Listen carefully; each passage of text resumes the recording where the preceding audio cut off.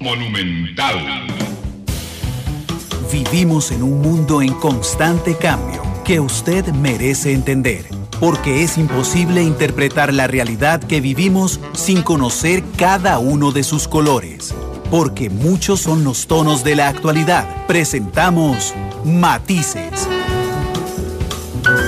Una producción de Noticias Monumental.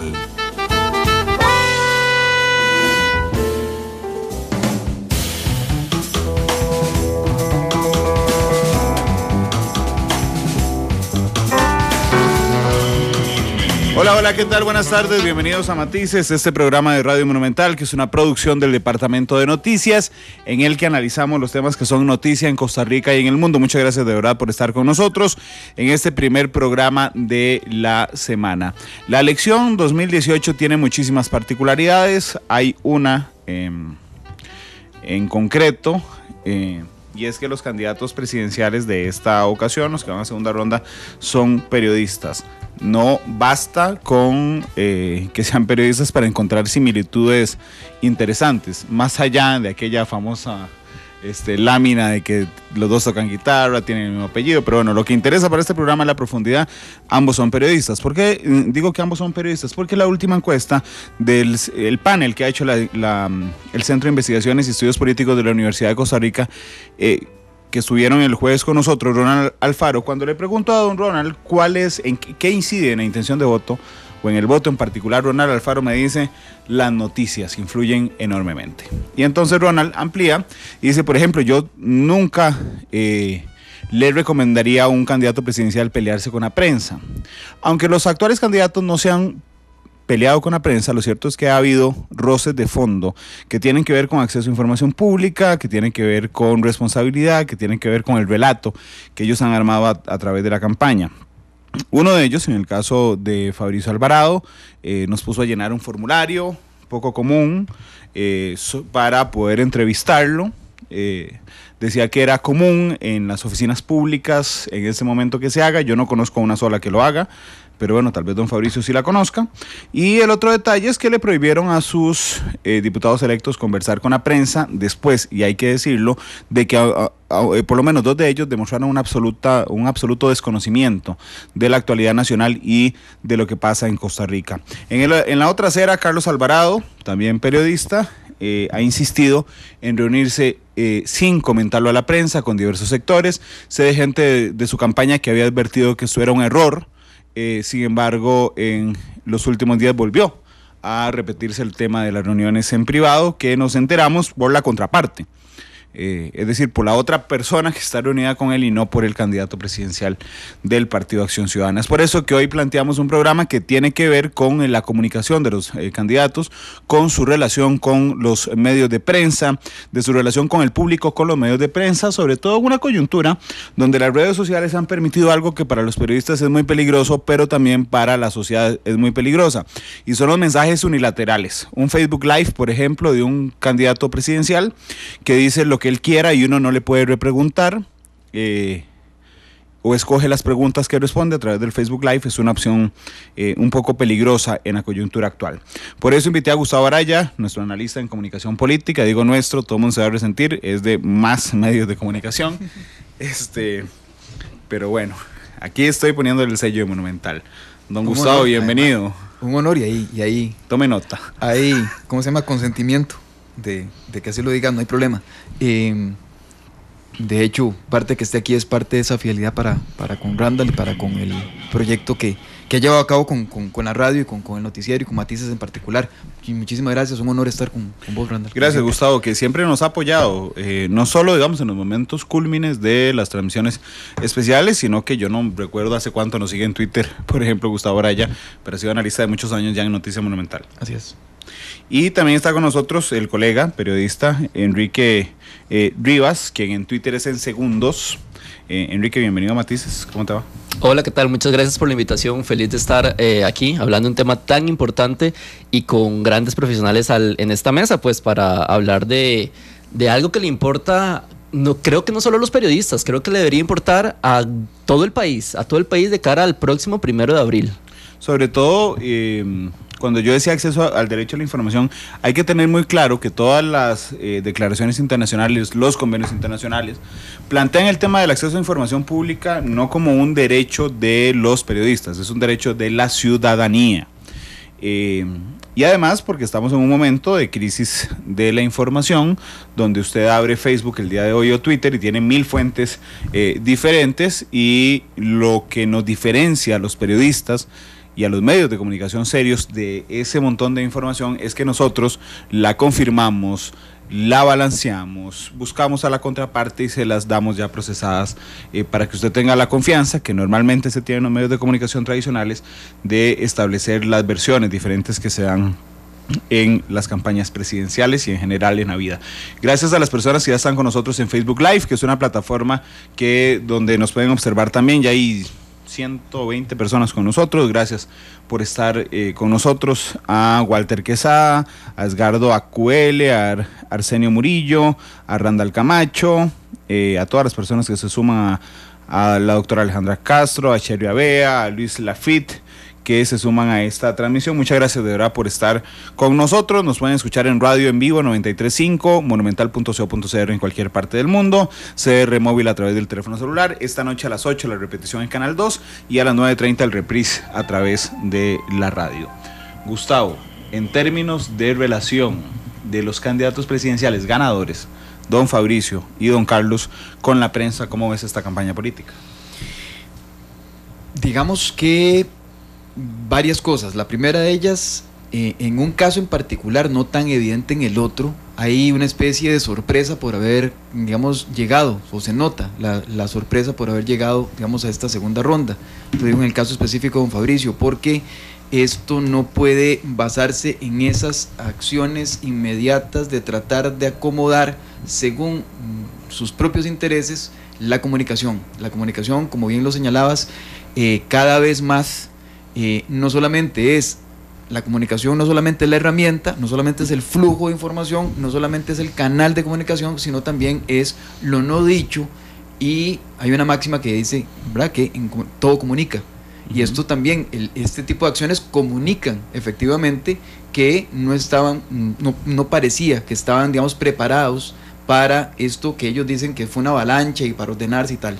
Era lógico, ¿verdad? En Costa Rica desde hace mucho tiempo, desde hace muchos años, ya no son 4 o 5 medios los que efectivamente en radio, en televisión o en prensa escrita, sino que a través de las redes sociales y a través de muchos otros canales de comunicación existen, digamos, nuevos medios. Eso es lo número 1. Número 2, efectivamente, digamos, deja mucho que desear involucionar en términos de comunicación hacia la comunicación, lo que se ha llamado la 1.0, ¿verdad? Lo que es la comunicación unidireccional, en donde efectivamente ya no solamente es un tema de que no hay un doble flujo de comunicación, sino que además se pretende que haya una supremacía de una por sobre la otra, que es todavía más grave el hecho de que no solamente sea un ir y venir de la comunicación.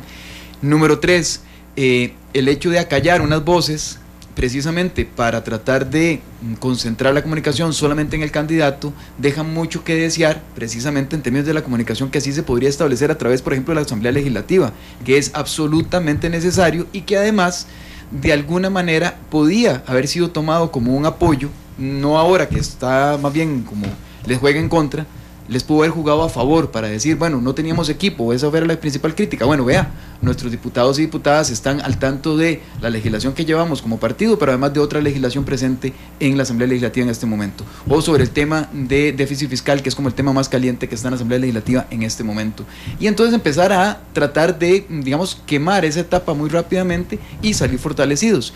Y número 4, el hecho de haber concentrado toda la atención, quiéranlo o no, planificado o no, con lo que estaba sucediendo en San Carlos y el cierre de las escuelas, hacía parecer de que esto obedecía, digamos, a una estrategia de 3 pasos.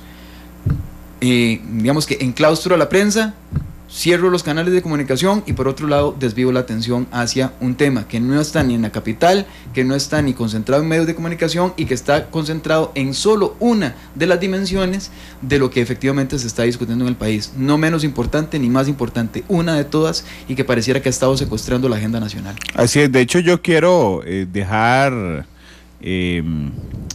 claro cuando habla Gustavo, que estamos hablando del análisis de la comunicación. Así es. ¿Verdad? Porque uno no podría suponer entonces que efectivamente hubo una estrategia, digamos, no podría afirmarlo, hubo una estrategia para desviar los focos en las últimas semanas hacia San Carlos, que la prensa no preguntara mucho aquí en San José, porque no tenemos elementos, pero digamos, a nivel de comunicación eso pasó. A nivel de comunicación pasa, y si uno hace la sumatoria, desgraciadamente, digamos que de manera lineal empieza a dar. Y por el lado de Carlos Alvarado pareciera que eso le restó, vamos a ver, esa mala estrategia de parte de, o esa no atención de la estrategia de comunicación del equipo de don Fabricio, le, digamos, por contraposición, hace parecer más bien como que don Carlos y su equipo no estaban en este tipo de problemas.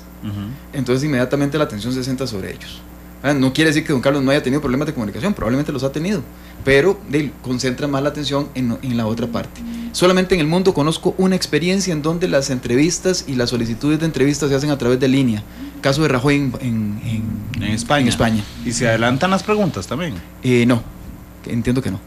Sí, el manual de estilo del diario El País señala que no se adelantan preguntas, por eso te lo consultaba.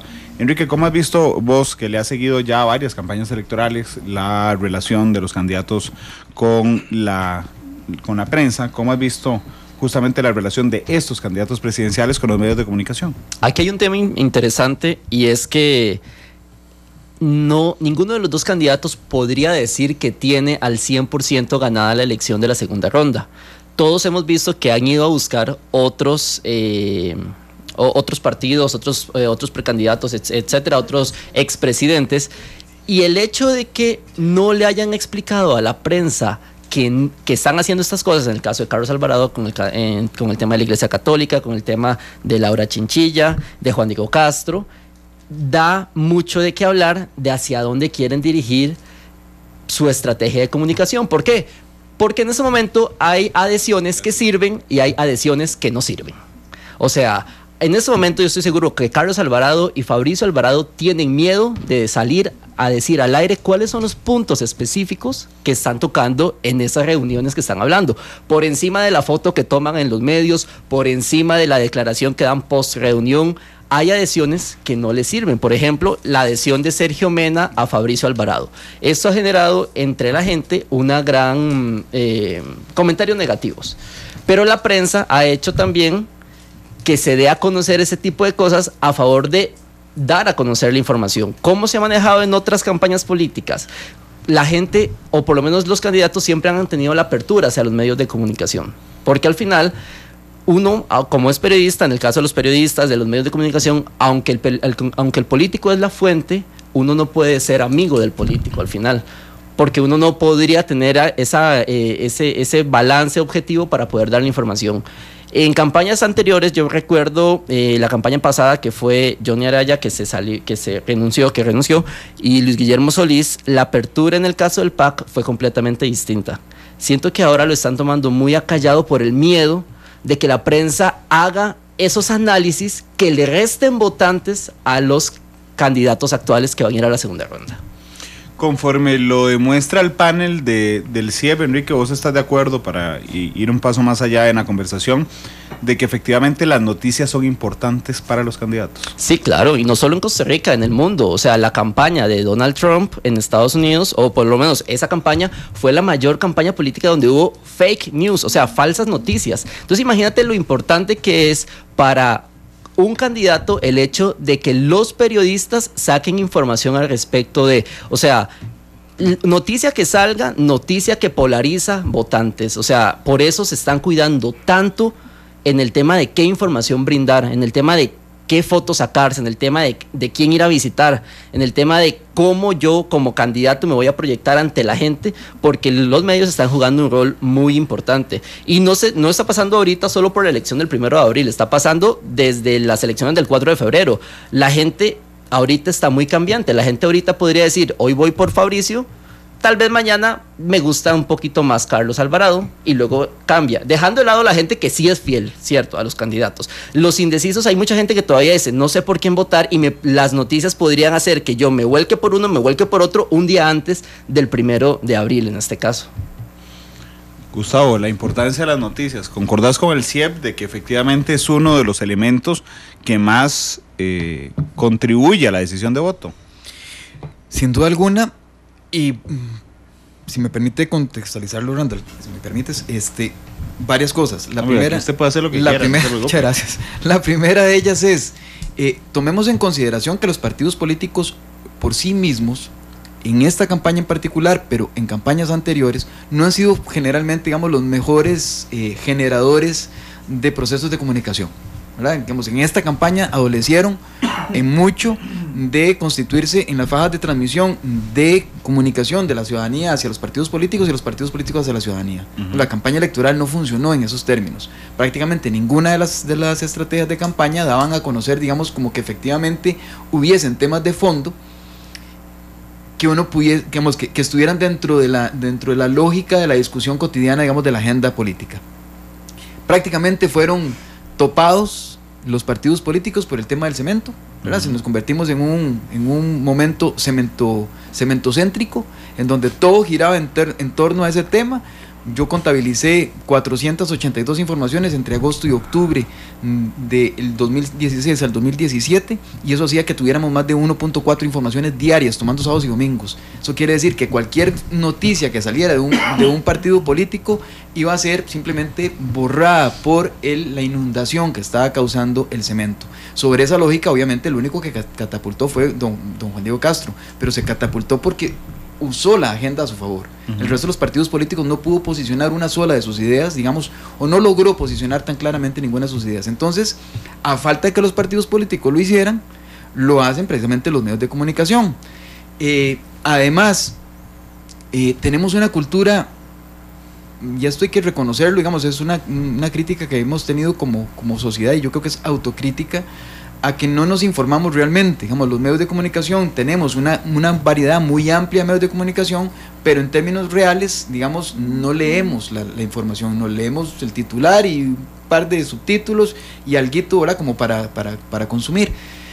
Y eso, digamos, me parece que es importante porque, de nuevo, aunque los medios son lo más importante, no necesariamente quiere decir que ese sea el menú que se toma más grueso o más fuerte, ¿verdad?, dentro de la opción de menú. Y lo otro, un hallazgo que me parece importante que está derivado de esta campaña, es que la ciudadanía, de alguna manera, cuando tomamos las noticias, parece como que ya nos tomamos 2 o 3 noticias y con eso discutimos durante todo el día en redes sociales y ya, sí. Ya esa es la cuota que tenía de noticias para el día de hoy, y ya mañana veré cuál es el menú para el día de mañana, pero serán otras 2 o 3 noticias. Y sí, entonces uno ve que efectivamente giramos en torno a las noticias, y entonces, a falta de leernos, y esto queda clarísimo en esta campaña, a falta de leernos un programa de gobierno, que no son los canalizadores, digamos, de las ideas de los partidos. Ni siquiera los diputados electos lo han leído. Ni siquiera los diputados electos lo han leído, ¿verdad? Tienen que capacitarse en ello.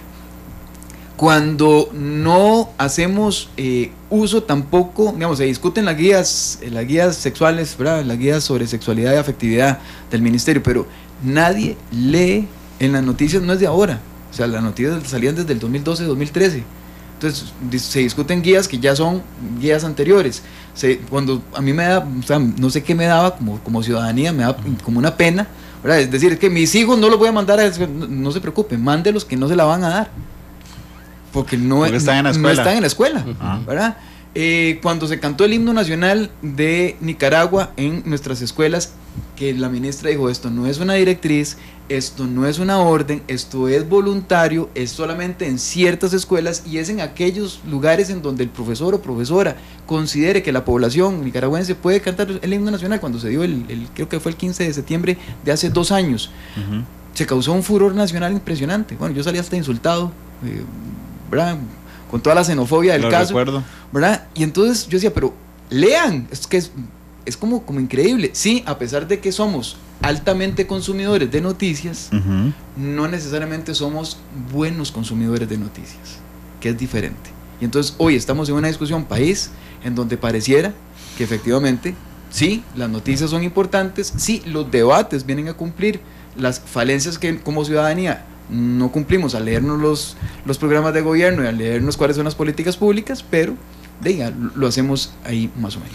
De hecho, hay un estudio del CIEP también, Gustavo, y creo que hay uno en Inglaterra sobre la implicación de los debates. Y los dos demuestran, un día esto estaba conversando con Constantino Urcullo del tema, los dos demuestran cómo los debates tienen incidencia prácticamente en los siguientes 15 días del debate. Sí. O sea, reafirma o cuestiona, pero tiene un tiempo límite. Tienen un tiempo límite y además, para quienes estudiamos comunicación, se acordarán de la teoría de 2 pasos, ¿verdad? El two-step flow, que decía que efectivamente los debates tienen incidencia precisamente en la formación de gente que opina, y esa gente que opina tiene incidencia a su vez en gente que normalmente no consume los debates, pero sí opina. Entonces terminamos siendo, digamos, una especie de opinadores sobre lo que otros opinan. Claro, esto le da mucha importancia a los debates, a los últimos debates. Claro. A los que están concentrados hacia el final. Dice Tucán en Twitter, no puedo creer que haya articulado en comunicación en ambos partidos. No han cambiado y en campaña fueron un desastre. ¿Vos crees que hay estrategia? No. No hay estrategia. Creo que hay ocurrencias. Enrique, ¿hay estrategia? Igual, no hay estrategia. Lo que están viendo es cómo apagar incendios. O sea, por encima de... Es reactivo. Exacto. O sea, hace 2 días creo que salió la noticia de que un empresario de conciertos es el nuevo jefe de campaña de Fabricio Alvarado, Juan Carlos Campos. Pero no es algo que Fabricio haya traído desde hace meses, desde octubre que empezó la campaña política. Es algo que se les ocurrió en el último mes de gobierno por el repunte de las encuestas, y entonces están tratando de apagar incendios, igual que Carlos Alvarado. Siento que no hay una estrategia puntual de un inicio, una curva de crecimiento y un desarrollo que los lleve a buen camino. Están tratando de apagar los incendios que les va apareciendo todos los días a cada momento. Lo cual me hace pensar que tampoco hay investigación. O que no se tome en cuenta la investigación existente. Bueno, puede ser, porque hay que recordar, esta administración, y no hablo solamente por el PAC, que es quien preside esta administración, sino en general por la clase política. Recordemos que este gobierno durante 1 año y medio no tuvo ministro de comunicación porque el presidente decía que no lo veía necesario. Y doña Laura tampoco, durante 1 año completo no tuvo como ministro. Y doña Laura tampoco. Y después tuvo 3 o 4. Sí, después tuvo a Francisco Chacón, a Carlos Roversi, a Roberto Gallardo. A Roberto Gallardo, ciertamente. Dice Adolfo, admiro a Gustavo, lo sigo en Twitter, Facebook, los jueves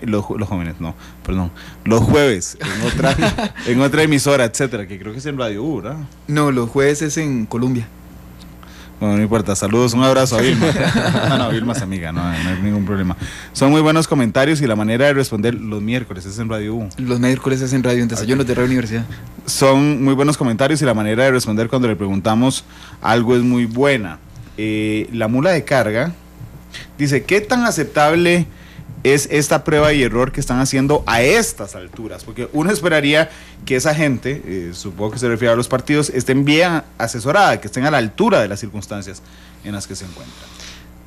Lo que gastan los partidos en deuda política, yo diría que una gran parte debería ir a investigación del mercado, a investigación de la gente, a conocer los insights, a conocer qué es lo que opinan mis votantes y los que podrían ser mis votantes. Ellos no pueden estar sacándose estrategias de punto de venta, se podría decir así, si hablamos en temas de mercadeo, de a diario. O sea, no es una empresa retail, no van al día a día. Ellos van con una estrategia que empezó en octubre del año pasado y finalizaba en febrero o finalizaba en abril por la segunda ronda. No es posible que a este momento, que es casi mes y medio, un poquito menos, de la segunda vuelta electoral, no conozcan específicamente cómo llegarle al elector y qué es lo que quiere conocer su elector. Entonces el tema de la investigación del mercado, la investigación específicamente de qué es lo que piensan la población costarricense, no hay. O sea, no le están tirando a la basura, pues no conocen específicamente qué es lo que quiere la gente, qué es lo que se le puede dar por encima de las apariciones en medios. Que si bien es cierto, siento yo que el PAC tiene mayor impulso mediático, Fabricio Alvarado con un telefonito y con una camarita ha logrado portadas, ha logrado exponerse mucho más en medios y dar sus puntos de vista por encima de candidatos rivales. Entonces el tema de conocer específicamente qué es lo que está necesitando la gente y cómo lograr apagar un incendio diario no es el tema. O sea, no es a donde se tendrían que enfocar en este momento. Dice Álvaro en Twitter, qué triste, ahora Randall tiene otra, se llama Facebook, acá no nos mencionan. Pero hombre, los 4 comentarios que he leído son de Twitter. Dice David Barrientos, yo prefiero escuchar entrevistas más largas de candidatos en diferentes programas ahí uno realmente conoce al candidato y sus propuestas. Claro. Sí. Perdón, Randall, Sí, dos cosas, o tres, más bien. Número uno, de acuerdo con un pensador mexicano que trabaja mucho en encuestas y en comunicación política, dice que cada vez menos existe aquellos periodos que llamábamos periodos no electorales. Eso quiere decir que se supone que la campaña está concentrada en los meses que se le dedican a la campaña de manera formal. Resulta que no. Los partidos políticos tienen que ver de qué manera amplían el tema de comunicación política más allá de las campañas electorales, y tienen que capacitar no solamente a sus tomadores de decisión, sino también a los estrategas. Por estrategas se entienden aquellas personas que piensan a largo plazo para lograr objetivos de largo plazo, para que no se concentren precisamente en atención de incendios, como decía bien, para decirlo en clave de Twitter, en segundos. En segundos. ¿Por qué? Porque efectivamente, vamos a ver, si no, entonces cada campaña electoral va a ser un manojo coyuntural de ocurrencias que están planificadas únicamente para sobrevivir en esos 3 meses. Claro. Entonces no podemos pasar en eso todo el tiempo, número uno. Número dos, resulta que la articulación de un partido político tiene que trascender una campaña electoral. Entonces, de nuevo, un partido político no puede hacer depender su campaña solamente de que quede A o B como candidato. Tiene que planificar su campaña para la sobrevivencia, incluso del mismo partido político, claro, de la propuesta programática del partido, más allá incluso de los 4 años que se está planeando. Por lo tanto, punto número 3, resulta que tratan de hacerse campañas electorales, y esas son las que más tristeza me dan, cuando efectivamente se planean campañas como si fueran hechas en el vacío, porque no tienen ningún asidero con respecto al partido político. Entonces, como desconociendo por qué situación están atravesando los partidos políticos, hace una campaña, digamos, en donde dice, se hablan para las huestes fieles de los partidos políticos. ¿Cuál partido político tiene hoy huestes fieles? Uno y más o menos. Bueno, déjame darte, creo que un ejemplo práctico para, además, yo imaginarlo bien. El PIN, no Juan Diego Castro, el PIN. ¿Cuál es la propuesta programática del PIN? No la sabemos. Enrique, ¿vos la sabes? Ninguna. Bueno, lo que pasó fue que la figura Juan Diego Castro absorbió el partido. Sí. Y curiosamente pierde la elección, y a las 24 horas ya no tiene partido, no tiene diputados. Lo demandan, o está demandando, etcétera. Entonces, efectivamente, vamos a ver. Y esto pasa por entonces todas las contradicciones, porque entonces después dicen, claro, este era el defensor de la ética. Ah, no, aquel es el típico de la corrupción. Y espérese un momentito, o sea, ¿en qué momento se quedaron enclavadas esas medallas, buenas o malas, para los partidos políticos? Porque es que sus estrategias no responden a una estrategia de partido político, no responden ya a movimientos. Entonces, y esto le pasa a todos, a las cámaras empresariales, le pasa a las instituciones públicas, le pasa a los partidos políticos, le pasa a las iglesias, porque hay cámaras empresariales que se reúnen y de repente, sí, vamos con fulano, y de repente, no, ya no vamos con fulano, es que mejor no, porque si no nos echamos al agua. Entonces, y uno dice, pero espérense un momentito. O sea, esto no es planificar una elección. Estamos hablando de un país, lo que ustedes tienen en sus manos. Entonces, no lo hagan porque es que el candidato tal solo ha hablado de religión y yo le puedo llenar todos los vacíos de economía. No, espérese un momentito. O sea, tampoco esto es un asunto de un juego de gran banco o de ni banco, ¿verdad? Esto es un país el que se está jugando. Entonces me parece que tienen que ser mucho más serios. ¿Por qué? Porque se llevan la credibilidad de las mismas cámaras entre las piernas, por decirlo de alguna manera. Sí, de hecho, el otro día que estuvo Ronald Alfaro del CIEP con nosotros, me decía que el momento en el que ellos midieron que la gente se corría más, digamos, de un partido a otro, y la reacción en redes sociales fue cuando Juan Diego Castro le negó la entrevista a Alexis Rojas. Sí, no es ni con lo de la mamá, ya este más superado, ni con lo del sexo oral en el Poder Judicial, ni siquiera con los cuestionamientos al Tribunal Supremo de Elecciones. Es cuando le niega a la prensa una entrevista, un periodista en particular, a Alexis Rojas. Y esto genera entonces que efectivamente yo veo un país que, aunque hable un montón de cosas malas de la prensa, realmente confía muchísimo en la prensa. Claro, voy a utilizar una metáfora que utilizó Felipe Alpizar, el doctor Felipe Alpizar, director del Centro de Investigación y Estudios Políticos de la universidad. Felipe decía que nos imagináramos al país como si fuese un cuarto lleno de globos, ¿verdad? Cada uno con su cuerdita, con su mecatito, tratando de asirse a algo. Y eso es lo que pasó durante toda la campaña. Es más, los partidos políticos le echan la culpa, entonces, es que el electorado es muy volátil, es que el electorado no sabe qué es lo que quiere, es que, perdón, no tiene de qué asirse. Porque hoy usted en estos 4 años se presenta como el partido de ABCHD, entre 4 años se presenta como el partido de BSTZ, y en el otro y están en eso. Entonces, ¿qué fidelidad partidaria van a tener? ¿Qué tipo de afiliación programática vamos a tener? ¿Qué tipo de afiliación personal vamos a tener si los políticos hoy critican a muerte a un partido, después regresan al partido, después se van del partido, después regresan al partido? O sea, y no estoy hablando solamente de don Antonio Álvarez de Santi o del doctor Hernández, es que también hay líderes que efectivamente van y vienen y acomodan entonces el discurso cada 4 años de manera diferente. ¿Y qué le queda al electorado? Hoy le creo, y ya mañana no. Otra vez sí le volví a creer, no, ya mañana no. ¿Por qué? Porque precisamente nos tienen en eso, como electores, nos tienen sometidos a esta esquizofrenia prácticamente, en donde la única, y esto es un tema bastante serio, el único perdedor de todo esto es la democracia. Ese es el tema de fondo. Por eso es que los medios de comunicación, y yo he insistido mucho, tenemos que tratar esta elección y todas las elecciones como lo que es el futuro del país y no un partido de la Liga Saprissa. Si me permiten, metámonos de una vez directamente a los candidatos. Quisiera empezar por don Carlos Alvarado, que plantea esto, ¿verdad?, de reunirse en secreto con personas. Y nos enteramos porque las otras personas, Rodolfo Pisa, Laura Chinchilla o Franco Arturo Pacheco, aquí sentado en esta silla, revela las reuniones, no por él. Y entonces cuando vamos y le pedimos explicaciones, dice que es que para tener una reunión mucho más tranquila. ¿Qué te parece la estrategia? Si hay estrategia. ¿Y qué te parece la respuesta del candidato del PAC, Enrique? No, yo no creo que la tranquilidad de una reunión reemplace el hecho de que usted, como candidato a la presidencia, como figura pública, usted dé a conocer a la prensa con quién se va a reunir, con quién usted va a hacer alianzas para dirigir el norte del país o su estrategia de aquí al 1 de abril.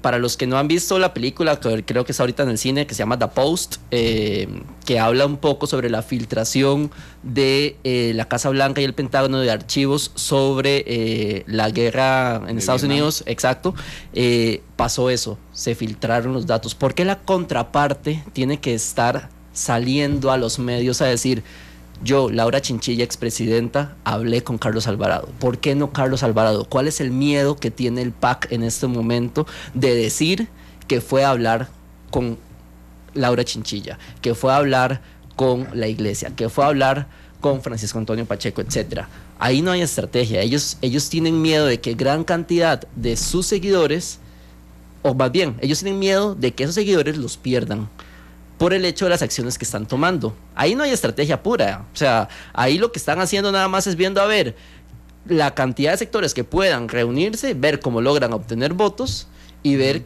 quién le logra sumar esos votos, porque bien sabemos que no todos tienen las fuerzas que se necesita para poder llegar a ganar la candidatura ahorita el 1 de abril. Pero vayámonos al meollo del asunto. Las agendas de los candidatos presidenciales ¿deberían ser públicas o no? Sí, claro que sí. ¿Por qué? Deberían ser públicas porque son figuras públicas, porque son personalidades que están buscando un puesto de elección popular y un puesto de gobierno. Deben ser públicas por eso. Gustavo, ¿debería ser pública la agenda de los candidatos presidenciales? Sí. Como lo estamos exigiendo. Sí. ¿Por qué? Principalmente por el tipo de poder que nos están pidiendo, ¿verdad? Si yo le estoy pidiendo a todas y a todos que voten por mí o que voten por el partido que yo represento, debería hacer evidentes cuáles son mis intenciones y debería hacer evidentes cuáles son mis alianzas. Pero no tiene, aquí estoy jugando abogado del diablo, no tiene derecho a la privacidad. Sí tiene derecho a la privacidad. ¿Un candidato presidencial? Sí tiene derecho a la privacidad. Me parece que hay negociaciones, que eso es diferente. Vamos a ver, una cosa es que yo esconda que me voy a reunir con una persona. Otra cosa es que el contenido pueda ser público de inmediato. Yo creo que deberíamos como país alcanzar la madurez necesaria para saber que todo viene a su debido tiempo. Uno puede hablar, no digo que con vos o con Blair particularmente, pero digamos, uno puede decirle al medio: vea, me voy a reunir, esta es mi agenda. En este caso sí voy a hacerlo. Vamos a dar unas declaraciones al final solamente, no durante la reunión, porque usted sabrá que hay temas muy delicados que precisamente en ese proceso de negociación y después se van a hacer, pues obviamente se van a contar y todo lo que usted quiera, eso no es ningún problema. Pero vamos, llegar a la madurez suficiente de que las reuniones se puedan decir y que uno pueda decirle a la prensa con toda tranquilidad. Son negociaciones muy delicadas, por ejemplo, con posiciones sobre impuestos a sectores.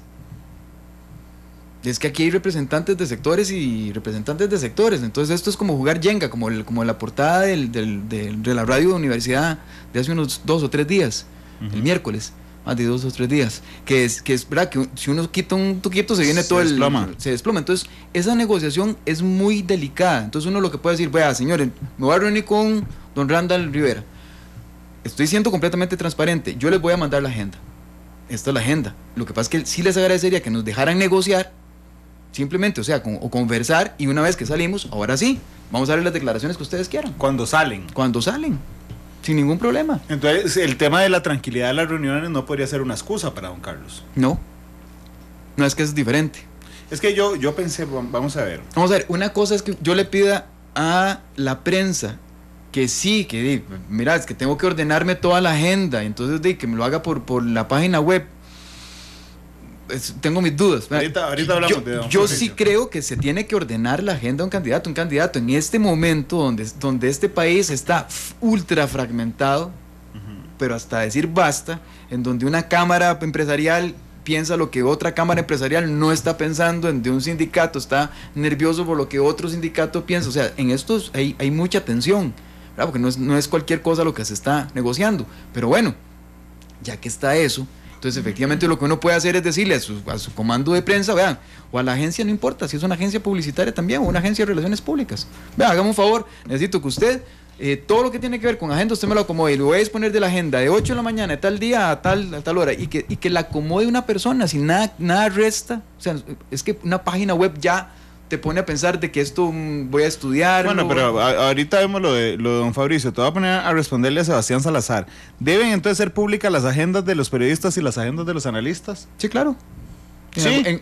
Vamos a ver, depende. ¿Por qué? Depende. Vamos a ver, si es la mía propia, sí, siempre y cuando yo no tengo ningún problema en poner que vengo para Monumental. No, por supuesto. Lo que pasa es que la discusión que yo iba a tener con Sebastián entonces hay una diferencia enorme entre los periodistas, los analistas y los candidatos presidenciales. Claro, el tema que un candidato presidencial... Es que nosotros no estamos optando por el poder. Exactamente. El tema de que un candidato presidencial está optando por ser un funcionario público. Exacto. Por ende, la información es pública. Sí. Por ende, todo lo que hace es público. Uno como periodista, como analista... Sí. Cualquier persona no tiene por qué rendirle cuentas al país de las acciones que hace. Sigue siendo un sujeto privado. Los candidatos tienen otro detalle, ¿verdad? Las campañas políticas se financian con fondos públicos. Y donde hay fondos públicos se vuelve información pública. Exactamente. Y a la que me refería yo de agenda pública es a la agenda temática, no a la agenda diaria. Ok. Vamos a ver. Si Carlos Alvarado debería... medio quiere decir que está a favor de los derechos humanos, de que el medio lo diga. Claro, pero a lo que me refiero... lo quiere decir que un analista, esa es la agenda a la que me refería que tiene que hacerse pública. Sí, Gustavo, pero por ejemplo, Carlos Alvarado debería, te pregunto, tener en su página web o mandarlo al grupo de WhatsApp agenda de toda la semana. Lunes 8 de la mañana, reunión con sindicatos en tal lugar. Lunes 9, iglesia. 11 de la mañana, Oscar Arias. 5 de la tarde, cena privada en casa del presidente de UCAEP. Sí. Debería hacerlo, sí. Sí, para que vaya entrenando para cuando sea presidente de la República, porque esos datos van a ser públicos cuando sea presidente de la República. Y cuando quiere hablar en privado, ¿qué hace? De nuevo, se reúne en privado. Vamos a ver, tenemos que empezar a aprender a ser un país en el cual no hay nada por debajo de la mesa. Si seguimos pensando que todo está por debajo de la mesa, seguimos criticando y matamos. Aquí demonizamos los acuerdos. Aquí los satanizamos. Entonces, yo no le veo de nada de malo, más bien aplaudo cuando dos líderes políticos, por más mal que se lleven, por más contrarios que sean ideológicamente, se sientan a la mesa a dialogar. Claro, lo que pasa es que don Carlos decía, era para tranquilidad de la reunión, y en ese momento, vamos a ver dónde ha habido, en la casa de Oscar Arias, ¿verdad? Uno llega como periodista a cubrir la reunión a la casa de Oscar Arias normalmente, cuando se reúne con alguien, llega a la puerta, ve a la persona, es más, ni pasan por ahí, pasa por el otro lado de la persona, y entonces viene el encargado de servicio en la casa, cierra la puerta y dice, es que ya empezó la reunión, después de la reunión les damos declaraciones. Eso es lo que pasa, siguen sentados en la sala tranquilamente. Sí. O sea, uno no estorba en la reunión. Sí, y eso está bien. ¿Eso te parece entonces una excusa barata de Carlos Alvarado? Me parece una mala excusa. No sé si barata, pero me parece una mala excusa. Un mal consejo, en realidad. Sí. Por encima de una mala excusa, un mal consejo. Porque al final la prensa no está durante los 45, la hora completa. Cuando se reúnen con X o Y personalidad, la prensa se queda afuera. Lo que se ve en televisión únicamente, o se escucha en la radio, se lee en el periódico, es únicamente el momentito que salió para tomar la foto y listo. De Consejo de Gobierno generalmente se exactamente, hace, a puerta cerrada. A puerta cerrada. Entonces, y se dan declaraciones ¿por después? ¿por qué no poder tener una conversación en paz y tranquilo, aún sabiendo que hay periodistas afuera? O sea, ¿por qué no se puede tener, mejor dicho? Sí, claro. O sea, ¿cuál es el miedo? Bueno, puede ser, el miedo puede ser esto. Imaginemos la reunión Carlos Alvarado, Laura Chinchilla, ¿verdad? Don Carlos no la anuncia. Nos damos cuenta por doña Laura. Pero resulta que lo que ocurre en el contenido de la reunión es que doña Laura le aconseja disculparse con Liberación Nacional. Eso significa que los titulares de prensa al día siguiente ya no son la reunión.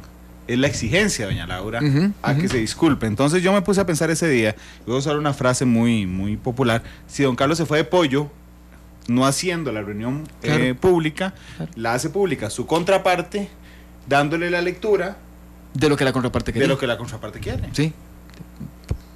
Pollo y medio, sí, claro.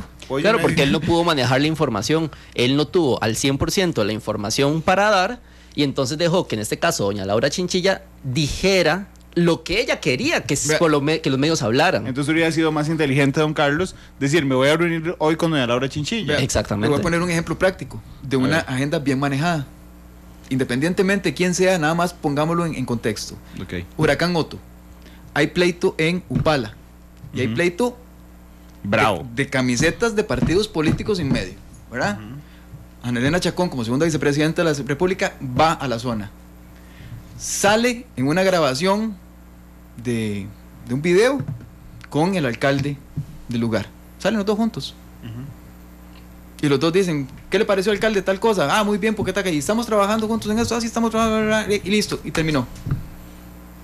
¿Alguien más siguió con el asunto de que eso se haya convertido en un asunto político? No, porque las partes Porque las partes mataron el tema del titular nocivo para cualquiera de los dos lados. Entonces vamos a ver, si me pones ese ejemplo, en la reunión con doña Laura, si don Carlos hubiera hecho pública su reunión: hoy a las 3 de la tarde me reuniré en la casa de doña Laura Chinchilla, que además no se puede entrar ahí, o sea, realmente no se puede llegar hasta la casa, así que iban a estar tranquilos reunidos.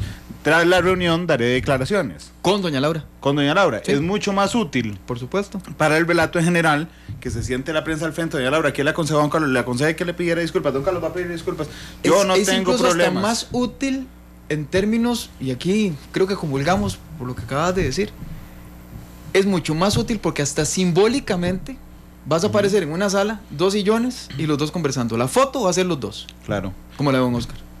Y el enfoque va a ser lo que los medios consideren más importante de lo que hayan dicho. Y no se genera morbo, lo más importante. Y no doña Laura no se genera el morbo Ajá. del tuit de doña Laura, no se genera el morbo de la reunión escondida, no se genera el morbo de que habrán hablado, no se genera el morbo por la misma prensa, pues, porque claramente uno aquí está para preguntar como periodista, no se genera los colegas periodistas, la exactamente. cola de notas, porque hoy es doña Laura, se reúnen a las 3, nos damos cuenta. A las 6 de la tarde doña Laura pone el tuit. Al día siguiente hay que ir a preguntar a Carlos Alvarado si va a disculparse como se lo pidió doña Laura. Sí, y esa era en la tarde hay que ir a preguntarle a doña Laura si está satisfecha de lo que... ¿Verdad? Y entonces fui 3 días de noticias. Sí. De una cosa que pudo haberse resuelto en media hora en una conferencia. Aquí generalmente a quienes estamos de este lado de la barrera nos critican porque dicen: sí, muy fácil cuando ya el partido terminó, ¿verdad? Y es muy fácil hablar desde la barrera y tal y tal. Puede ser, de zapatero a tus zapatos. Uno no necesariamente un buen analista es un buen ejecutor de una campaña, y no necesariamente un buen ejecutor de campaña es un buen analista, como un buen analista no necesariamente es un buen presidente, valga la aclaración, ¿verdad? O un buen politólogo o politóloga no necesariamente es un buen presidente, ¿verdad? Hay sus excepciones. Entonces, aquí lo que vale la pena es cuáles son los principios de comunicación que tenemos que hacer valer de previo, independientemente de la ejecución. El tema de transparencia, bueno, entonces si nos vamos a casar con transparencia, blindemos la transparencia, blindarla, ¿verdad? De ponerla a contrafuego. Entonces, una reunioncita de 3 de los que están en cualquiera de los equipos, de don Fabricio o de don Carlos, se sientan y empiezan a decir: si hacemos esto, ¿qué pasa? Yo lo haría, y se pone del lado del del que critica o el lado, digamos, del abogado del diablo, automáticamente uno dice, sí, mejor no vayamos por ese camino, hagámoslo de esta manera. Digo, es como lo más sencillo, ¿no? Porque efectivamente, si lo hacemos de la otra forma, el excesivo cálculo, el excesivo nivel de trabajar bajo premisas que no necesariamente son las que finalmente se cumplen, son las que vienen a dar al traste. Pero vamos a ver, Carlos Alvarado, te pregunto, ¿y respetó a la prensa no dando a conocer sus reuniones o simplemente fue una torpeza? Fue una torpeza para su propia campaña. No hay respeto a los medios de prensa. Es que lo quiso hacer a pesar de los medios de prensa. Enrique, ¿y respetó Carlos Alvarado los medios de prensa o solo fue una pésima decisión? No, yo no siento que haya irrespetado porque no han sido varias acciones en negativo hacia la prensa. A ver, fue, como se dice en el folclore tico, fue una apoyada. A él tal vez le aconsejaron mal, le dijeron mal las cosas y él optó por hacerlo acallado. No fue un irrespeto, pero nada más fue una mala decisión, un mal consejo, el hecho de que él haya ido a reunirse a escondidas, no solo con doña Laura, es decir, sino con varios sectores de la sociedad. Claro, pero es que, vamos a ver, la semana pasada hubo una... Qué raro, a veces me acusan de atacar solo a don Fabricio, a veces atacar a don Carlos. Es que me dice María Isabel Alpizar, Randall, cambia de tema. No, es que estamos en este momento con don Carlos. Después de la pausa comercial iremos con don Fabricio.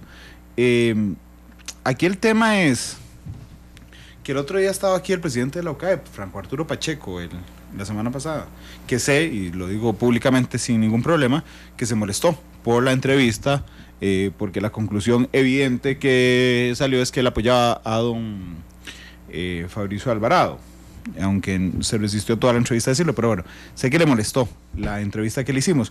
Bueno, cuando está contra las cuerdas, don Franco Arturo la semana pasada dice, no, ya, ayer me reuní con los dos, en la tarde almorcé con Carlos en privado, no, en la noche, almorcé con don Carlos, cené, perdón, en mi casa solo, él con don Carlos, y al mediodía almorcé con don Fabricio, un equipo de UCAEP, junto con un equipo del candidato presidencial. Bueno, si a don Franco Arturo no se le hubiera escapado que este micrófono, a esta altura no sabríamos de que existió esa reunión, por ejemplo, en parte de las reuniones que me estás hablando. Pues sí, o sea, el tema es que como estábamos diciendo ahora, el tema del conocimiento del electorado y el conocimiento de cómo manejar la prensa, cómo manejar la estrategia. El hecho de que no estén dando a conocer, en el caso de Carlos Alvarado, cuál es su agenda, es por miedo a lo que pueda pensar la gente, es por miedo a lo que puede generar esas visitas, aunque me parece muy particular que la visita con Oscar Arias haya sido completamente pública, o sea, completamente abierta, y otros sectores haya sido más cerrada. Yo lo que siento es que es más que todo por un tema de miedo a lo que pueda generar en la población, en la audiencia, y eso tristemente le está pasando la factura a Carlos Alvarado, y lo que está haciendo es que se genere todo el morbo que se ha hablado en los medios de comunicación, todo el morbo sobre qué se habló, todo el morbo sobre por qué hacer reuniones a escondidas, porque ya desde ahí empezamos mal, siento yo. O sea, si yo como periodista, incluso como ciudadano, leo un medio de comunicación, lo escucho y veo, ok, el candidato que va a la segunda ronda se está reuniendo en secreto, ¿qué podría hacer como presidente de la República? Y como decía Gustavo, en comunicación está el axioma que dice que todo comunica, y eso comunica. El hecho de que haya comunicación no verbal, comunicación no completamente directa, está comunicando lo que podría pasar en su gobierno, y eso es algo que le va a pasar la factura si llega a ser presidente de la República el 1 de abril. Dije que María Isabel se llamaba Alpizar y es Alpírez, así es que me disculpo. Dice José Eduardo Bedoya, no hay tal irrespeto ni torpeza, al fin se tuvo que comunicar lo de la reunión, eso no pretendía ser secreto eterno. Sí, lo que pasa es que nos enteramos por la contraparte, o sea, nos enteramos de la reunión con Rodolfo Pisa por Rodolfo Pisa, de doña Laura por doña Laura, de UCAEP por Franco Arturo Pacheco, no por la tendencia del candidato. Pero bueno, son las 2:53, vamos a hacer una pausa comercial nada más, quédense con nosotros, las más de 200 personas que están con nosotros en Facebook Live, igual que en la radio. Vamos a una pausa cortita, 3 minutos y medio, y regresamos, ahora sí, para hablar sobre Fabricio Alvarado, las políticas que ha tenido respecto a la prensa, bloquear a los candidatos, a los diputados electos, obligarnos a llenar un formulario web muy sui generis y además pedir que le adelantemos las preguntas en ese formulario. Hablamos media hora de una generalidad, hablamos media hora de don Carlos Alvarado, hablaremos media hora a partir de ese instante sobre don Fabricio Alvarado. De las situaciones en comunicación que a mí me llama la atención, Gustavo, es dos elementos en particular. Uno, bloquear a los diputados electos a entrevistas. Y dos, ese formulario que no tengo idea de dónde se lo sacó para que adelantáramos los periodistas las preguntas que hiciéramos a Restauración Nacional. No sé si querés sumar alguna más que yo no me acuerde o cómo ves esto. No, yo diría que esa más un tema del manejo de los contenidos. Haber señalado en campaña, y eso es un tema también que tiene que ver con, vamos a ver, hay una cosa que se llama anamnesis, no me voy a poner académico, hay una cosa que se llama anamnesis, que es el tema de, digamos, de lograr memoria histórica en conciencia acerca del trabajo que se está realizando, esto independientemente de sean clases sociales, o sean grupos, o sea lo que fuere. Resulta que se dice que las redes sociales tienen anamnesis, ¿verdad? O sea, las redes sociales es muy difícil que uno haya dicho algo, y por eso es que es prohibido borrar, porque ahí queda incluso hasta el elemento del borrado, sino que lo diga la esposa de don Fabricio, ¿verdad? Que pese a que borraron el video famoso, claro, ya el daño estaba hecho en términos de comunicación, ya el video estaba tomado. Entonces, más bien, el borrarlo constituye en un ejercicio de mala comunicación. Uh-huh. Porque ¿verdad? Borrar también comunica. Exactamente, porque yo puedo borrar un tweet en donde metí la pata con una falta ortográfica, uh-huh, pero tiene que ver con la forma, no con el fondo. Se vale corregir, y de hecho Facebook tiene un método en donde uno edita y entonces uno ve donde, claro, metí la pata ahí a la hora de digitar y tal y tal. Pero entonces, esa es una primera mala señal en donde la comunicación no obedece precisamente lo que señalábamos ahora, de tener una articulación en el tiempo, una conformación estratégica para llegar a los objetivos, sino que empieza a ser una cuestión absolutamente reactiva. Y entonces, si no se fijaron en su propio Facebook hace 2 años, hace 3, o hace 1, o hace 6 meses, ya por favor no borre lo que tenga ahí, porque más bien borrar es una mala señal de efectivamente que usted quiere ocultar algo que ahí está, por el mal manejo que sea. Que es que lo ocuparon para golpearme, bueno, no importa. O sea, lo que usted hizo público en algún momento sigue siendo público, ¿verdad? Entonces, eso es un tema.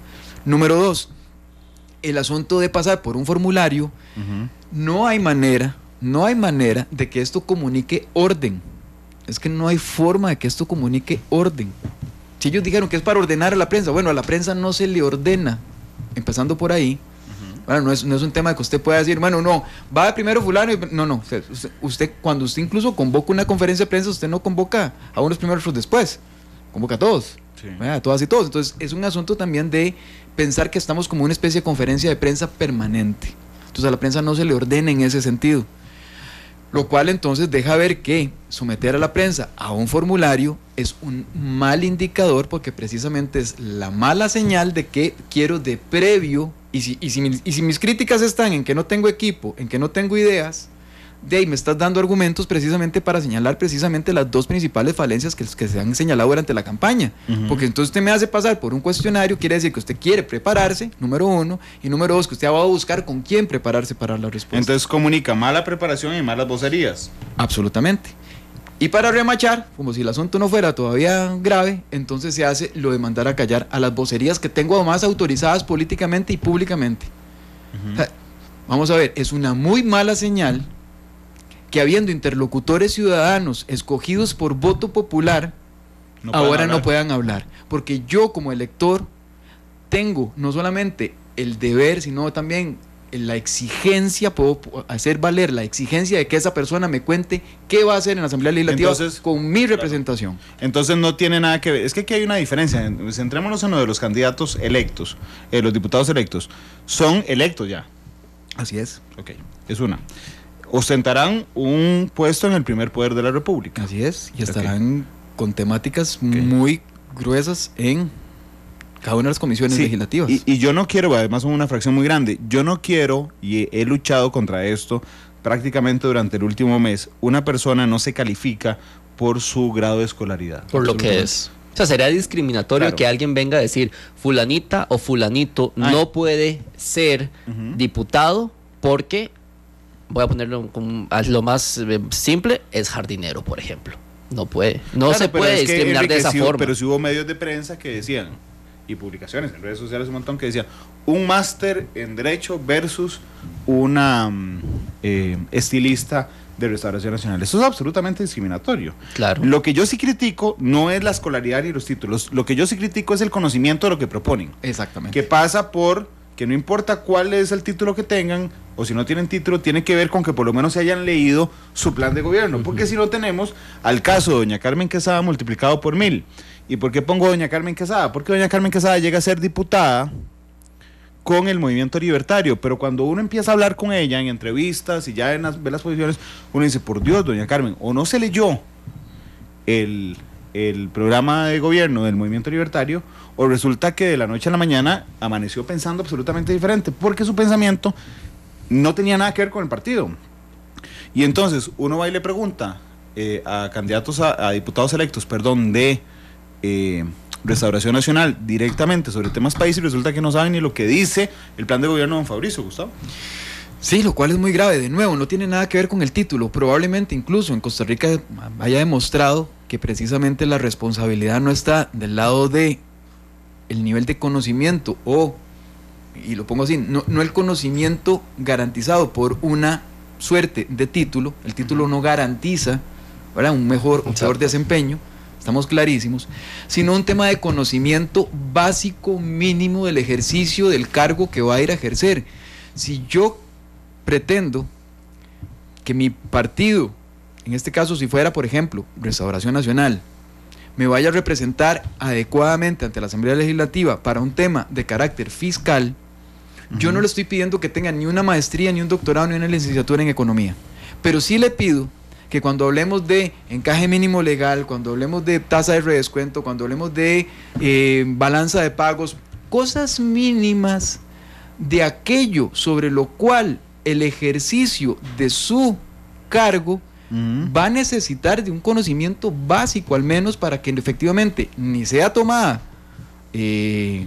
digamos, porque en esto es política, esto no es un juego de un jardín de niños y niñas, ¿verdad? Esto es política. Entonces, para que no la rueden, como decimos vulgarmente, número uno, y número dos, porque va a tomar decisiones que tienen que ver con política económica, con política fiscal, con política de derechos humanos y con una suerte de legislaciones que efectivamente van a poner en vilo o van a poner en desarrollo mis intereses, mi persona, mi vida. Entonces, depositarle en alguien que por lo menos conozca de esos elementos mínimos. No digo que título, pero digo que sí básico. De hecho, yo tengo que decirles que, por ejemplo, nosotros hicimos 7 debates, uno por provincia, entre los candidatos a diputados por primer lugar de cada provincia.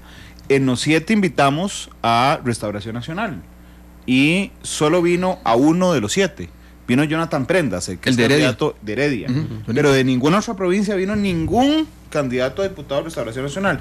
Esto porque don Miguel Carabaguías me dice, Randall, es que los medios han ido a buscar a otros, me pregunta, ¿los medios han ido a buscar a otros diputados electos de otros partidos para ver si tienen conocimiento o no? ¿O algunos buscaron solo poner en evidencia una parte del ser costarricense? Don Miguel, le puedo hablar de nosotros, y aquí estuvieron invitados en todos los debates y no vinieron solo al de Heredia. Enrique, ¿a vos qué te parece el tema de los candidatos a diputados?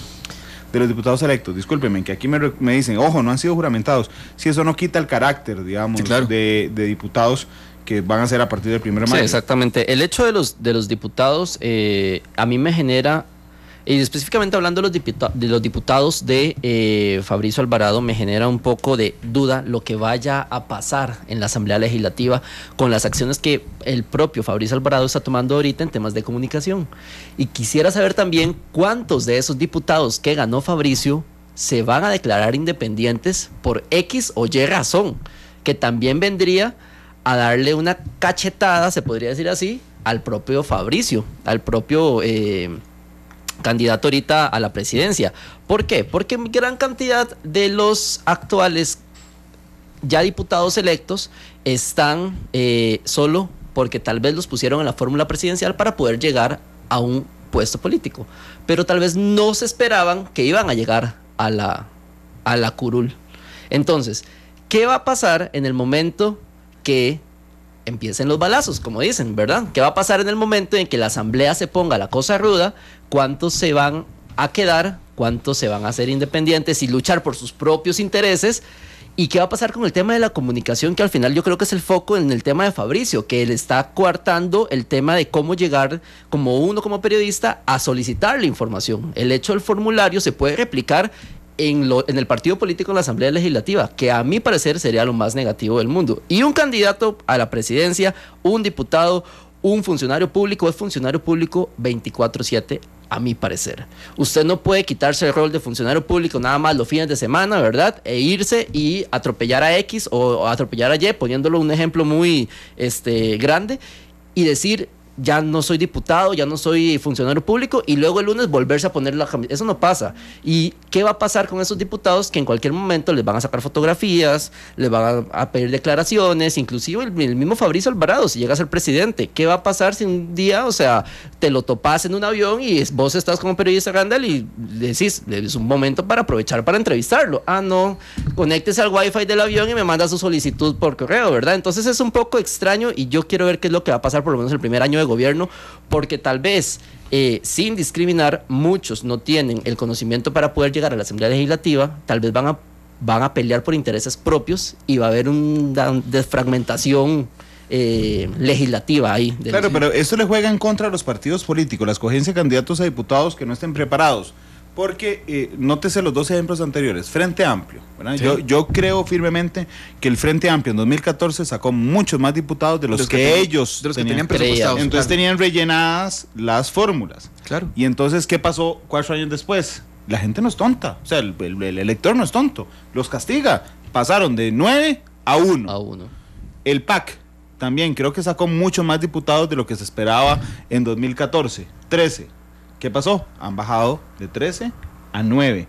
La gente nota cuando los candidatos a diputados son de relleno, Gustavo, y juega contra el mismo partido. Sí, y con dos elementos que me parece que también son relevantes. Vamos a ver. Y en esto, como diría Lakoff, no piensen en un elefante. ¿Qué problema? ¿Verdad? Porque cuando yo le digo, los diputados se están capacitando, esto no es que les vamos a prohibir, no, es que, claro, nos han señalado que la deficiencia nuestra es que no tenemos equipo y que esta gente no estaba preparada, pero no es que no estaba preparada, es que se está preparando. Entonces es como una especie de guión, una narrativa muy compleja de demostrar en contrario. Son hechos alternativos, ¿verdad? Ok. No, claro, sí, son hechos alternativos. Es que son hechos alternativos. Son hechos alternativos. Resulta que hemos adornado tanto las versiones que es muy complicado. Hay una pregunta muy simple. ¿Usted puede darme declaraciones, sí o no? Sí. Y ya, de ahí no, digamos, si no, es que no puede. Pero aquí no, es que entonces, no puede porque se están capacitando. Para ir a la pregunta que hacía don Miguel Carabaguías, es que qué complicado, el resto de los partidos políticos no han dicho: no me le pregunten a mis diputados. Porque es de nuevo la frase de Lakoff: no piensen en un elefante, ¿verdad? Si yo mismo digo, ¿verdad? Como decía un amiguillo, ¿quién hizo eso? ¿Quién? ¿Qué te pasa? Se está poniendo en evidencia solo. Sí. Entonces, eso es número uno. ¿Cómo salir ahora de ese enredo? Es muchísimo más complejo de que si hubieran permitido. Vamos a ver, es mejor pagar el precio de la consulta por el tema de transparencia que ahora pagar el precio por transparencia e ignorancia. Es doble el peso. Ahora bien, punto número 2, resulta que además uno no puede mantener callada la fracción u oculta la fracción durante 4 años, aunque sea en las participaciones en las comisiones legislativas. Algo tendrán que decir y en algún lado van a quedar en evidencia, y ahí habrán no solamente periodistas, habrá gente muy, muy especializada en hacer lectura fina y en poner en evidencia cuando eso se trate para negociaciones. Entonces ya ahora no se trata de que fue el medio el que Randall más infeliz nos dio la cobertura así. No, perdone. Dele gracias a Dios y a Randall que efectivamente los puso en evidencia, porque cuando lleguen a la Asamblea Legislativa no lo van a hacer con cariño, lo van a hacer para ponerlo en evidencia y peor aún, porque eso lo van a utilizar en contra suya. Dice Franz Urich, me pregunta, Randall, ¿qué tan preparados estuvieron los otros candidatos que sí vinieron a los debates? Bueno, Franz, le puedo decir con toda transparencia que había unos pésimos, algunos pésimos que lograron ser diputados, y algunos muy buenos que quedaron afuera, y otros pésimos también que quedaron afuera. De todo hay. Sí, pero tienen solo un problema. Sí. No es que no fueron transparentes, es que exactamente. No están preparados. Ahora, siguiendo tu línea argumentativa, pero vinieron al debate. Exacto. No, y ahí se pueden dar, en el momento de venir al debate, se pueden dar cuenta de que si quedaste como candidato a diputado, o si quedaste como diputado, ok, enmendemos el error, como decía Gustavo. Pero ahora, el hecho de eliminar lo que ya está en la conciencia colectiva es más complicado que lograr convencerlos de que sí puedo hacer un trabajo efectivo en la Asamblea Legislativa, porque es muy fácil fidelizar a una persona, pero es más complicado todavía que una persona que no crea en vos, en XY producto, marco, servicio, persona, logre creer en vos si ya tuviste una experiencia negativa. Es más fácil fidelizar a alguien que tratar de fidelizar a alguien que ya está entrando con los tacos de frente de manera negativa. Entonces, es un tema que le va a jugar la pasada al partido. Te lo pongo así, ¿cuál era el foco de atención? Vamos a ver, yo no estoy diciendo que no tuvieran un foco de atención importante y una relevancia importante los debates en Monumental. Pero ¿cuál era el precio de mandar mi diputado o mi diputada por provincia a Matices? A los debates acá. El peor costo que podía suceder es que efectivamente fuera el que salía más mal parado de todos, o más mal parada de todos los diputados que están aquí, pero se diluía su participación. ¿Cuánta participación efectiva tenía cada uno de los diferentes? Me acuerdo aquí, el de Heredia, que fue el que yo seguí porque es mi provincia. Esto estaba lleno. Sí. Esto estaba full. 11 habían ese día. Entonces, 11 personas, ¿durante cuánto tiempo? 1 hora y media. Tiempo efectivo de que hablaron los diputados, digamos que los candidatos a diputados, digamos que unos 10 minutos. Sí, un poquito más, 12 más o menos. 10, 12, 15 minutos cada uno. Bueno, digamos que tenía 15 minutos como ventana para el mejor, como dicen los gringos, el mejor sparring, el mejor proceso de... Era cuestión de tomar nota de cuáles eran las preguntas que hizo Randall y me lo tomo como una lección. Es que era más fácil mandarlos que ocultarlos. Es más fácil cuando eso se hace que ocultarlos. De nuevo, eso pasa porque, y aquí entonces uno hace el análisis contrario. Temas que se están jugando que me parece que son absolutamente relevantes. Para poner el ejemplo de don Juan Diego Castro que decía Randall, cuando el PIN se da cuenta uno que no es que el candidato es mucho más grande que el partido, tiene problemas, digamos, efectivamente en términos de partido, ¿verdad? Ahora cómo lograr esa amalgama partido cuando efectivamente fue el candidato el que hizo el mayor desgaste, número uno.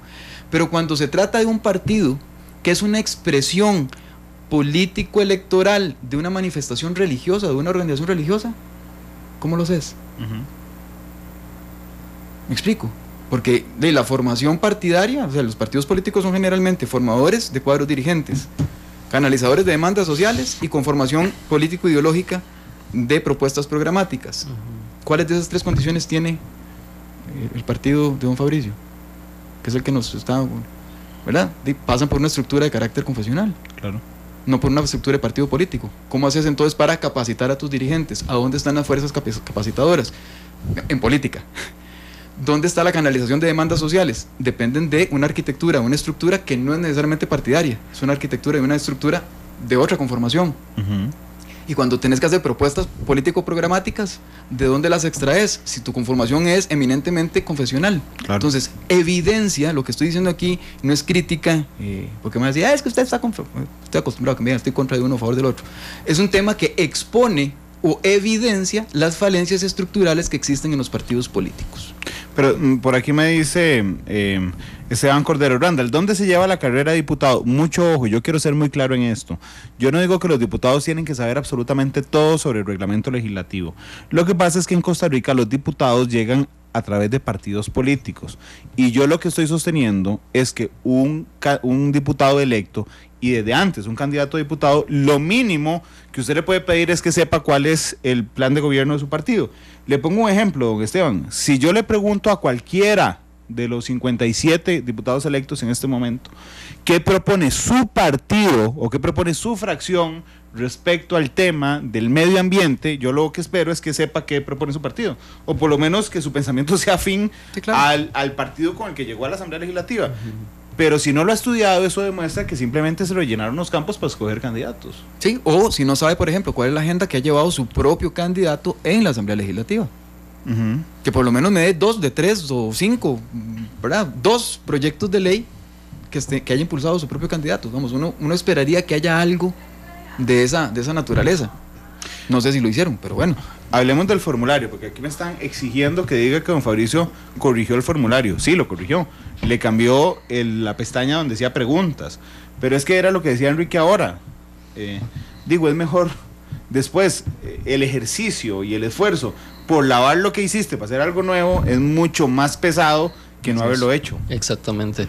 El tema de que hayan sacado un formulario, el tema de que hayan puesto contra la espada y la pared, se podría decir así, a la prensa, y con la excusa de ordenar a la prensa, pues no es una buena acción. O sea, a ver, la prensa puede, y es el ejemplo que te ponía ahora, o sea, si vos te encontrás a X o Y candidato, en este caso Fabricio Alvarado, que es el que puso el tema del formulario en un avión, de paseo en la playa, no sé, te fuiste de vacaciones a otro país y te lo topás en otro país, y vos decís, pucha, es una buena oportunidad para yo poderle preguntar algo al presidente de la República, si es que llegara a ser presidente de la República, ¿cómo te van a coartar la libertad de poderle hacer preguntas? O sea, ¿cómo vas a ordenarle a la prensa en qué momento hacerle preguntas o no al candidato, independientemente de que el formulario se haya estructurado y se haya cambiado, y eso es una mampara que están poniendo, la verdad? Eso es una mampara que están poniendo para no decir, pucha, hice mal las cosas. ¿Cómo vas a ordenarle a la prensa en qué momento puede sí hacerte preguntas y puede no hacerte preguntas, verdad? Entonces, eso es una mala jugada que hizo, pues en este caso, el equipo de Fabricio Alvarado, y que le va a pesar y se lo van a recriminar. Y si él llegara a ser presidente, si gana las elecciones el próximo 1 de abril, va a hacer algo en lo que la prensa va a ahondar bastante, va en el tema de respóndame, porque al final vos no le puedes decir a la prensa, la verdad es que hoy no me siento bien para responderte, no, o sea, sos el presidente o sos el candidato y vos tenés que responder a lo que los costarricenses quieren saber y a lo que los medios de comunicación desean ahondar. O sea, no puedes decirle, es que verás que hoy no me siento capaz de responderte, no puede ser así. O sea, y además, el tema de ordenar, pues para eso, y no es como que estoy descubriendo el agua tibia, y no es como que Fabricio Alvarado en este momento se inventó el tema de las relaciones públicas, pero es algo que ha existido por años. Él debería tener un equipo de relaciones públicas que le lleve la agenda, así como lo hacía Luis Guillermo Solís, así como lo hacía Laura Chinchilla, como lo hacía Oscar Arias, como lo hacían todos los candidatos y todos los precandidatos, o los expresidentes, pues. No, yo no me creo el cuento de que es solo para ordenarme la agenda. O sea, existe la tecnología, existen los grupos de WhatsApp, existe Google Calendar, existen 1001 maneras de que él pudiera haber ordenado con una persona que designe, nada más, con una persona que designe, con un WhatsApp, y digan, ok, a todos los periodistas, a partir de este momento, ese es el WhatsApp al cual usted va a poder contactarse con el candidato Fabricio Alvarado. Que todos los periodistas manden sus solicitudes de entrevista, etcétera, así por ahí. Así hacen las oficinas de públicas, prensa, exactamente. Vamos a ver, la Comisión Nacional de Emergencias tiene un chat. Usted va pidiendo la entrevista y se la van brindando, pero si usted llama directamente al presidente de la Comisión de Emergencia, pues le responde.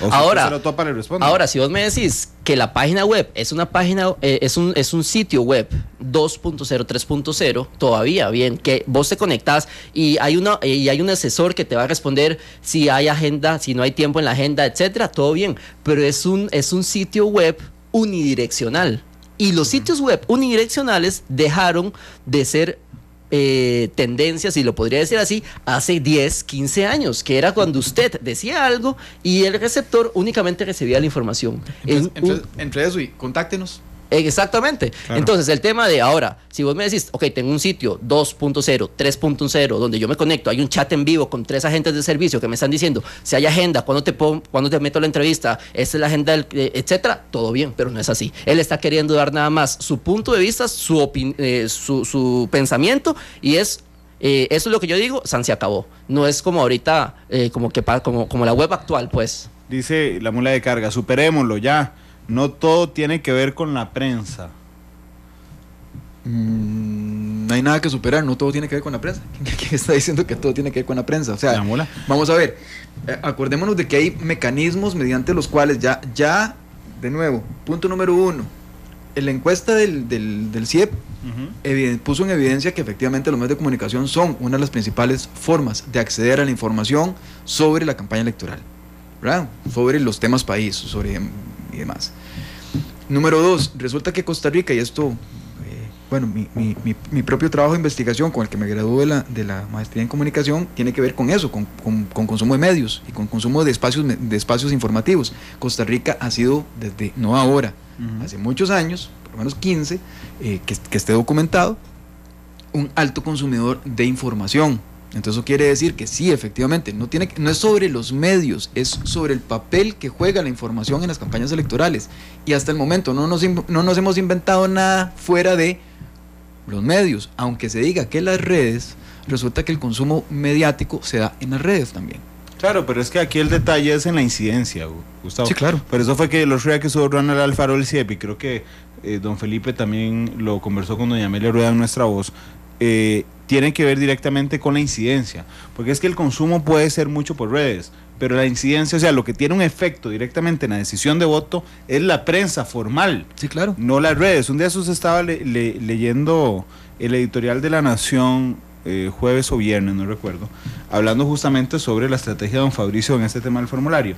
Decía el penúltimo párrafo: en este medio de comunicación, hablando de La Nación, nosotros propiciaremos siempre una conversación directa con el candidato presidencial, donde podamos hacerle repreguntas, y solo cuando ya no ha sido posible absolutamente encontrarlo, generarán, digamos, una versión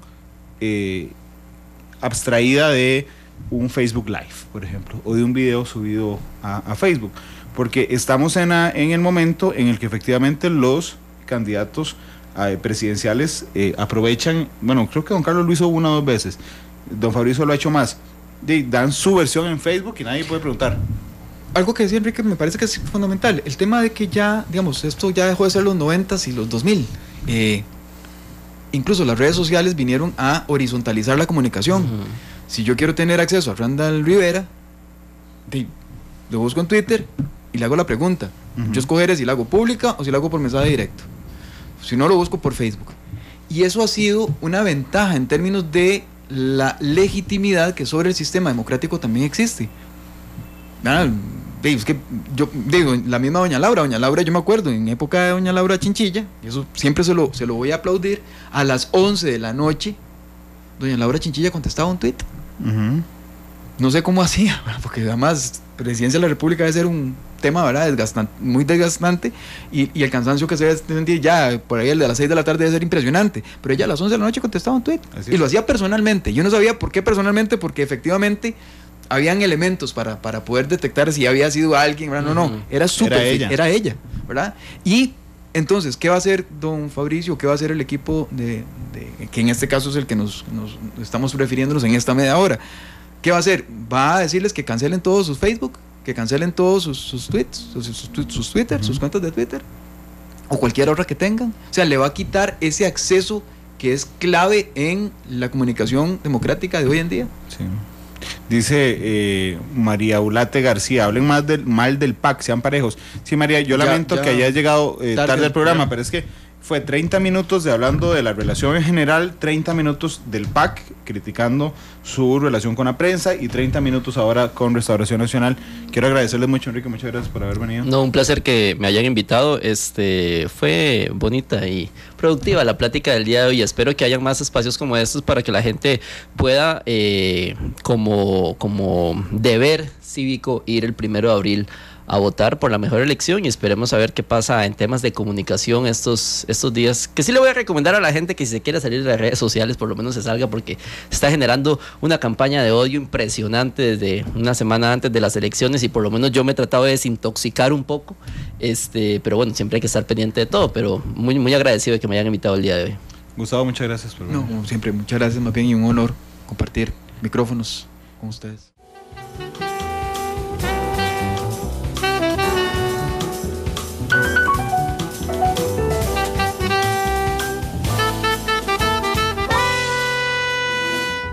La actualidad, sus tonos, sus contrastes. Esto es Matices.